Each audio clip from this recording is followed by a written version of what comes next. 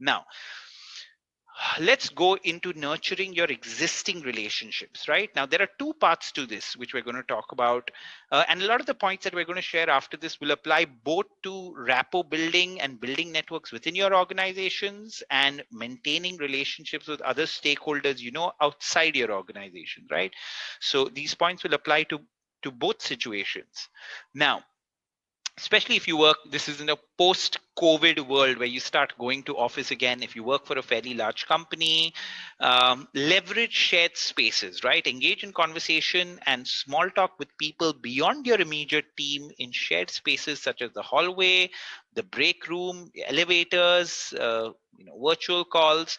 Often kind of the best place to do this is the canteen area, or the cafeteria, or where the coffee machine or the water machine is, right? When people go there, so these are the common areas which are the most common. Or if there is some kind of meeting that's supposed to happen, and two of you all land slightly early for that meeting, that's the time that you could probably engage in conversation and small talk. um, be friendly, smile, and make contact with your colleagues as you pass them. Many of us don't realize how stern or grumpy we look while we're going about doing our daily business, right? So this is something which is like just extremely important to do.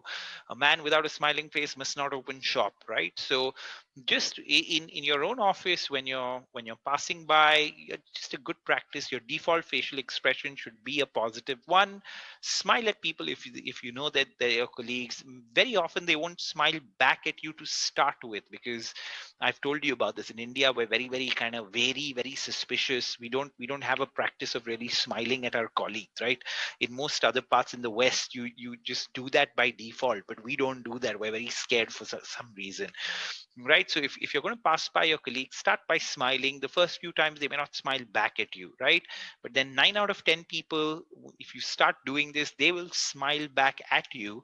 And the minute that starts happening, you can then start making conversation with them. When you meet them in a common space, if you've just, while passing by, just said a hello and smiled, right? Or if you see somebody in a lift every day, just say hello and smile, right? That's about it, because you guys work together in an office, and that could be the start of a brand new relationship. And God knows how that relationship is going to help you, right? Because although we spoke about making a goal and listing out people that can in turn connect to that, we also mentioned that there's a whole lot of serendipity, right? This person who's in your office, you meet him, you start talking to him, God knows how he's going to help you, right? And we were discussing the serendipitous nature and what's, the luck factor that is involved in the entire topic of networking. And Arunam and myself, we spoke about our office to start with, right? Because we close to 70-75 people, so we have an HR team that had some, I think 4 or 5 people in that HR team.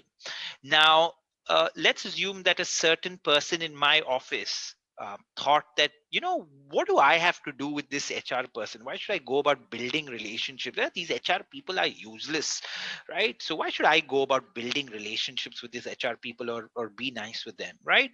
And sure, as it happens that while both of these people are at work better, this HR person is of no use. And then let's assume that this HR person quits work better and goes and starts working in another organization, right? Organization ABC. And now this other person who's a stupid person, okay, and that's why he doesn't want to really build relationships with anyone. And then he also does a terrible job at work better. So then he's fired off his job. Now he needs a job, right? And maybe this person is working at company ABC, which is a company that this person may want to work at, right? Now this person is joined as HR there, right? Now this person had gone about building great relationship here. This person, when they went to ABC, would probably look at helping this person out. But if this person didn't build a relationship with HR, saying, "Oh, what help? What is this person going to do? How is she going to be of some help to me?" And then this situation which happened that you couldn't have predicted earlier on, you're not going to be able to make use of it. And that's why, like I said, there's so much of luck gamble, as Arunima called it, right? But there's just go about building relationships with one and all. Go about, trying to help as many people as possible. You may not know immediately what's going to come out of it, but that's the way life rolls, right? You don't know what will come out of it, but in some way or the other, you'll get something back. If you're a believer of karma, okay, I'm sure you'd know what I'm talking about, right? I'm not saying I believe in karma, but I'm just saying that if you believe in karma, this is something that will play out according to that. And by the way, I do believe in karma, just in a slightly different format, right? So yeah, in your office space, best place to build relationships there, best kind of time to use is where you leverage the shared spaces which are there.